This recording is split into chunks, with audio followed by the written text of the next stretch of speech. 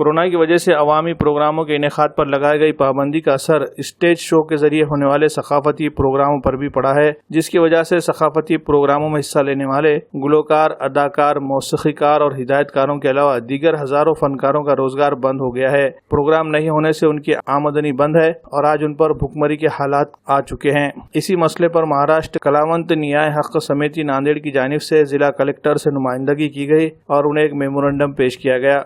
Memorandum में जिक्र KIA गया है कि कोरोना की वजह से पिछले 1 साल से लॉकडाउन की पाबंदियां चली आ रही है।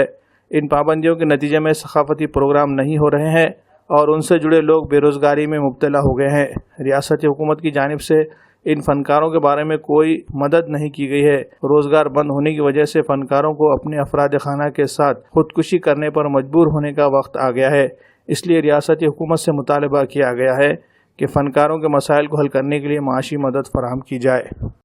या कलावंतांची या लॉकडाऊनमुळे गेली 1 वर्ष होऊन पूर्ण गेलेले आहे, यांच्या हाताला काम नाही। आज नांदेड जिल्ह्यामध्ये जर बघितलं तर आपण 2000 कलावंत आहेत। कलावंत प्रत्येक वेळेचं सामाजिक दायित्व ठेवून परिवर्तन घडवणारा हा कलावंत आज देशधडीला लागलेला आहे। आजचा जर प्रश्न आपण बघितला, कोरोनाच्या नावाखाली या देशामध्ये असे महाराष्ट्रभर जर आपण केले तर 8000च्या वर कलावंत आज उपाशी पोटी आहेत। आज त्याची बेहाल व्हायली, कुटुंबाचं त्यांचं पूर्ण विस्कळीत कुटुंब झालेलं आहे आणि कलावंताच्या कुटुंबासोबत आत्महत्या करण्याशिवाय दुसरा पर्याय उरलेला। कोणतेही काम या शासनानं पूर्ण ठप केल्यामुळं आजच्या घडीला कलावंतावर एवढी उपासमारीची वेळ आलेली आहे। म्हणून आम्ही शासनाला आमचं म्हणणं मागणं केलेलं आहे की प्रत्येक कलावंतांना जीवन ठेवण्यासाठी कमीत कमी 1 लाख रुपये त्यांना मानधन देण्यात यावं, जेणेकरून हा कलावंत जिवंत जगला पाहिजे, जिवंत राहिला पाहिजे, येणाऱ्या परिस्थितीला त्यानं तोंड दिलं पाहिजे। म्हणून आम्ही मुख्यमंत्री माननीय उद्धवजी ठाकरे साहेब यांना निवेदन दिलेलं आहे।